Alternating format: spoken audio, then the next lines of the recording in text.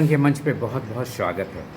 सबसे पहले बधाई कि इस बार भी कार्यकाल 4 वर्ष का आपका लगभग संपन्न हो गया। 10 वर्षों से जुड़ाव रहा है, प्रतिनिधि रहे हैं इस पंचायत में। क्या कुछ काम बचा हुआ है जो आप करना चाहते हैं? सरकार के मार्गदर्शिका के अनुसार मैं जगदीशपुर पंचायत जो बैकुंठपुर प्रखंड के अंतर्गत आता है जी जगदीशपुर पंचायत का मुखिया हूँ। मेरा नाम भानु प्रताप सिंह है। जी मैं दूसरी बार मुखिया हूँ। 2011 में भी था और अभी का कार्यकाल जो चल रहा है उसमें भी हूँ। और रही बात पंचायत के विकास की, तो पंचायत का विकास सरकार के प्रयासों के द्वारा हो ही रहा है। हम लोग भी पंचायत स्तर से जितने विकास कार्य होते हैं, जो योजनाएं हम लोग के यहाँ आती हैं उन पर अमल किया जाता है, कार्य भी किया जाता है। ये तो विकास की बात आपकी है जो आपने किया। करने की इच्छा क्या रह गई है जो कि अभी तक नहीं हुआ है? सामाजिक रूप से जो जुड़ा व्यक्ति होता है, चाहे किसी पद पर रहे चाहे किसी पद पे ना भी रहे, लेकिन वह चाहता है कि पंचायत के हर कार्यों में बढ़ चढ़ कर हिस्सा। क्योंकि जनता ने मुझे मौका दिया है, तो उस मौके के हिसाब से ही पंचायत के अनेकों कार्य होते हैं। जैसे हम लोग यहाँ पंचायत स्तर पे वृद्धा पेंशन, विधवा पेंशन, सामाजिक सुरक्षा पेंशन का लाभ बचा हुआ है? अभी नहीं बचा हुआ नहीं है, सबको मिल रहा है। उसमें कुछ मूलभूत सुधार की ज़रूरत है। क्योंकि पहले ऑफलाइन पेंशन मिलता था, सरकार ने बीच में ऑनलाइन किया।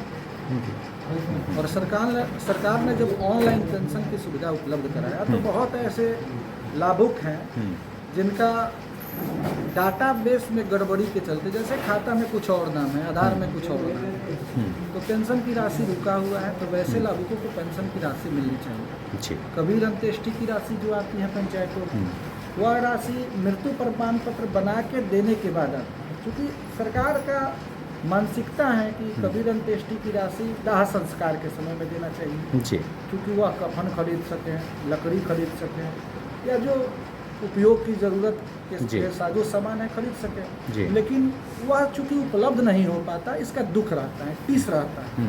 3000 रुपया अगर मिलता है तो कोई व्यक्ति आज मरा और 3 महीने हम लोग खूब प्रयास करेंगे तो मृत्यु प्रमाण पत्र बनाने में लगभग 20 दिन 25 दिन लग जाएंगे।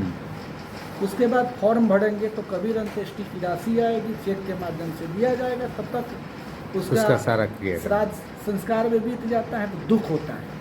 मतलब उसमें सुगमता से उस योजना को सुगमता से उपलब्ध कराना चाहिए। विधायक जी जो वर्तमान विधायक हैं, इस कार्यकाल में इस पंचायत के लिए क्या कुछ किए हैं?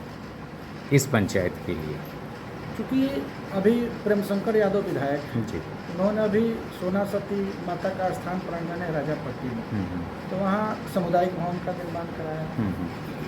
बसहा में सड़कों के निर्माण के लिए जो ग्रामीण सड़क होता है, मुख्य सड़क SH 90 से जुड़ा होता है, उन्होंने कार्य किया है और कार्य उनका सराहनीय है। पूर्व विधायक मिथिलेश तिवारी भी थे, उन्होंने भी कार्य किया। तो चूँकि मिथिलेश तिवारी ने भी कार्य किया, प्रेम शंकर यादव ने भी कार्य किया, मंजीत सिंह भी उसके पहले विधायक थे, उन्होंने भी मतलब इस पंचायत के लिए सभी ने कार्य आपको सहयोग किया है। कोई प्रस्ताव अभी बचा हुआ है क्या उनके पास? आपके आम सभा से कोई प्रस्ताव अपने विधायक को दिया है जो भी पेंडिंग है? क्योंकि ग्राम सभा से प्रस्ताव विधायक जी के यहाँ नहीं विधायक जी के यहाँ सोशल वर्कर जो होते हैं, सामाजिक कार्यकर्ता लोग या जो ग्रामीण होते हैं, अपनी मांगों को रखते हैं। कोई भी विधायक हो, ऐसी कोई मांग अभी बची हुई है उनके यहाँ? प्रेम शंकर यादव का कार्य सराहनीय है। तो कुछ प्रस्ताव आपके यहाँ बचा हुआ है जो वो करवाना चाह रहे हैं आप लोग? ऐसा कोई काम है क्या पंचायत में? ऐसा कोई काम नहीं है जो बचा हुआ है। चलिए, अंतिम में पूछना चाहते थे, एक महत्वपूर्ण प्रश्न है। पंचायती राज व्यवस्था में एकल पद जो होता है मुखिया का, उसमें पिछड़ा, अति पिछड़ा, दलित और महिला को आरक्षण दिया जाता है।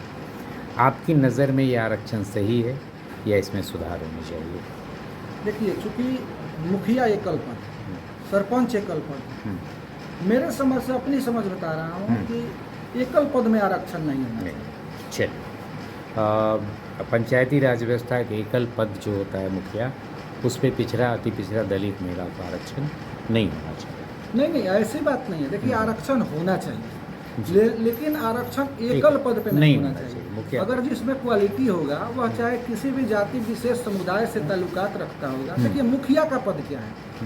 पंचायत के लोग विकास के कार्य के लिए उस व्यक्ति के पास आते हैं। व्यक्ति लोग बैकवर्ड फॉरवर्ड में जाति को बांटते हैं। आज भी बैकवर्ड फॉरवर्ड नहीं है, कल भी नहीं था। अगर बैकवर्ड फॉरवर्ड पहले भी होता तो हम लोगों ने देखा है कि भीमराव अंबेडकर का एक भी फोटो बिना कोट पैंट का नहीं है जी। तो उस समय चाहे वह किसी भी जाति से जो व्यक्ति ताल्लुकात रखता हो, जगजीवन राम जो बिहार के मुख्यमंत्री थे, अगर उस समय जाति की व्यवस्था लोग कहते हैं जैसा अगर होता तो जगजीवन राम को बिहार के मुख्यमंत्री बनने का मौका नहीं मिला नहीं, होता। लेकिन क्वालिटी के चलते मिला था। और इंदिरा गांधी जैसी व्यक्ति जो देश की प्रधानमंत्री थी, उन्होंने उनको बाबूजी का उपाधि दिया था। तो आरक्षण होना भी चाहिए, नहीं भी होना चाहिए, लेकिन मैं सोचता हूँ कि एकल पद पे तो होना ही नहीं चाहिए। लेकिन कहा जाता है कि जो सामंतवाद सोच के लोग हैं, 2-3 जातियां हैं जो सत्ता संचालन करती हैं, अक्सर देखा जा रहा है, वो आरक्षण लागू नहीं होने देती हैं। मतलब आरक्षण का लाभ लेके पिछड़ा, अति पिछड़ा, दलित, महिला एकल पद पे आते हैं तो सत्ता संचालन सामंतवाद सोच के लोग 2-3 जातियां वही संचालित करती हैं। आपकी निजी राय? देखिए, मेरी निजी राय है कि व्यक्ति, जैसे मुखिया की बात करता हूँ, मुखिया मतलब मुख्य जी। पंचायत के लोग अपने विचारों के आदान प्रदान, विकास कार्यों के लिए किसी का चुनाव करते हैं, या मुखिया हो, सरपंच हो, चुनाव करते हैं, विधायक जी का भी चुनाव करते हैं जी। होना यह चाहिए कि व्यक्ति अगर सक्षम हो, मान लीजिए कोई डॉक्टर हो, उसने MBBS की डिग्री हासिल किया और उसे उसके उस विषय में समुचित पता ना हो तो वह क्या इलाज करेगा। मुखिया को अगर पता ना हो तो वह क्या काम करेगा। जैसे मैं यहाँ बैठ के अपना कार्य कर रहा हूँ और भी मुखिया जी लोग करते होंगे, तो उसको पता होना चाहिए उस विषय में। क्या काम करे। कोई व्यक्ति उस विषय में जानता ही ना हो और उसे उस पद पर सुशोभित करने का मौका मिल जाए तो क्या कर पाएगा, मेरे समझ से तो पड़ेगा।